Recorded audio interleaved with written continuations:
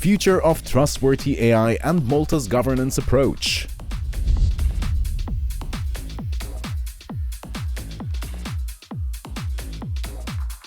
So good afternoon to everyone, and thank you for joining. My career has revolved around safety and strategy, I would say. And when we think of safety in AI, why is it important? Why should we consider? Why should we have governance around AI? If we look at the rate how AI is moving on, from GPT-1 to GPT-3 model, we had 3 times as much power in few single months. With the GPT-5, we have a situation where in certain tasks, AI is even better than the human person in certain tasks and STEM PhD students. But why is AI important?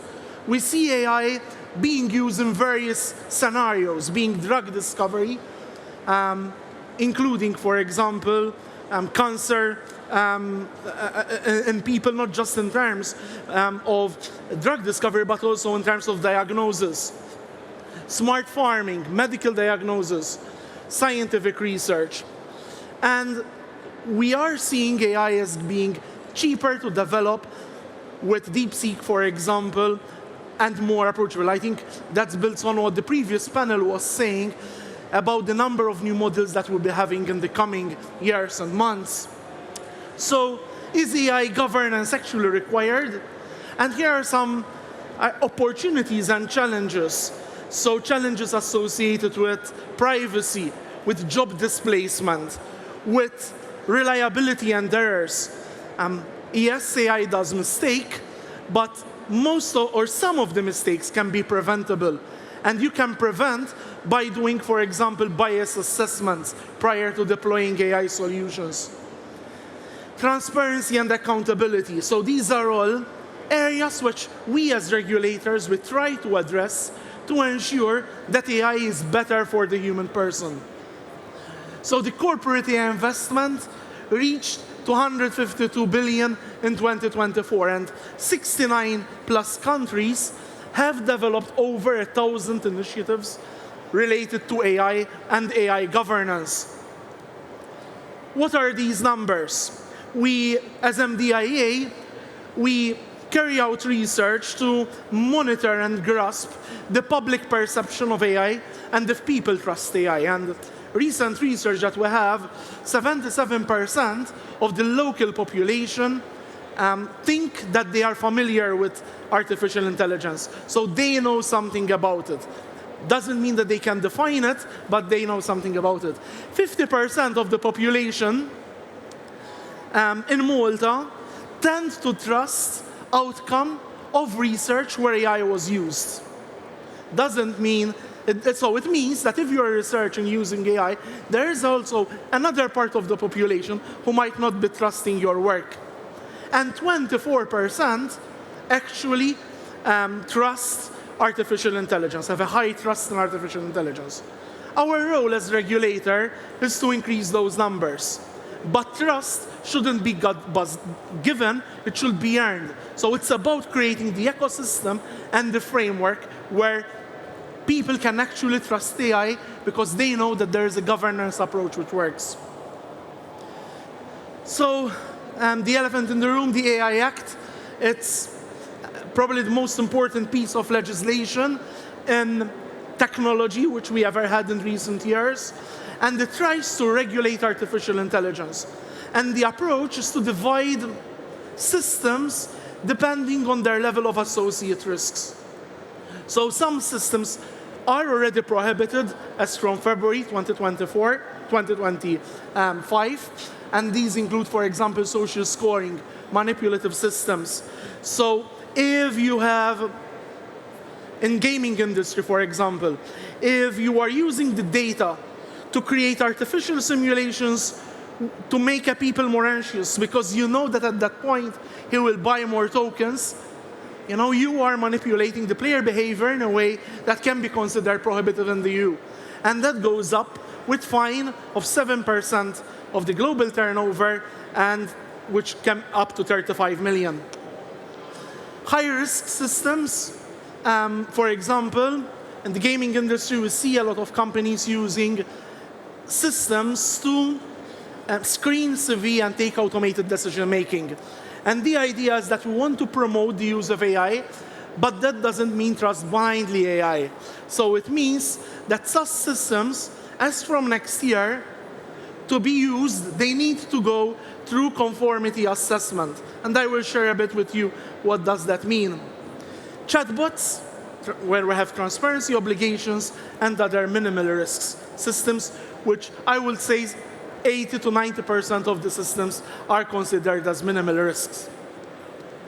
So if you are high risk, what does it mean? It means that you need to have a risk management system in place, that you need to have data governance and cybersecurity, that you need to have conformity assessment, which is witnessed with CE mark.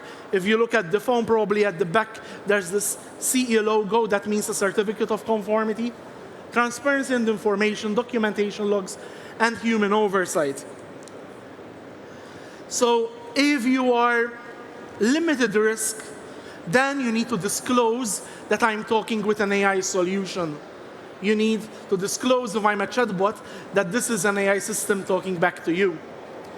Synthetic content labeling, especially when it comes to biometric system awareness, and of course deepfakes. There is an obligation again that deepfakes are marked as such, unless it's for satire, for example, or it's obvious for the average consumer. So we as MDIA, we are the Market Surveillance Authority and Notifying Authority. And I believe this is a big opportunity in terms of compliance, because these AI system needs to go through conformity assessment. So our role as MDIA is to create this ecosystem where it can flourish, where we have enough resources. So what are the typical supportive measures which we offer as MDIA? We are not just a regulator, we are an enabler of innovation. We, as an authority, we organize from boot camps to summer camps to children from quite a young age, to provide scholarships, to provide an environment where companies can test before invest. So, in fact, we have one of the speakers earlier on who is a client of MDIA. Coming to MDIA, we provide the office space, we provide the infrastructure, the high-performance computer, that you can come and test your systems out. And we do not leave you alone throughout that process. We have a sandbox whereby we will guide you and provide you information or where your system works and where your system needs to improve. So Malta was the first country in the European Union to launch, and probably even globally, to launch an AI sandbox back in 2021. And the good news is that as from next year, every country in the European Union has to have one, built on the model which was developed by Malta. We have also a help desk as MDIA, so if you have any specific queries on the UAI Act, on the regulatory part, we are there to support. We are there to help. We provide also compliance tools from self-assessments, free of charge, to determine whether your system is high risk or not, or to determine what is your role in the supply chain of AI. And then we have also sectorial support. So on the 5th of this Friday, we are organizing a more detailed information session on AI Act.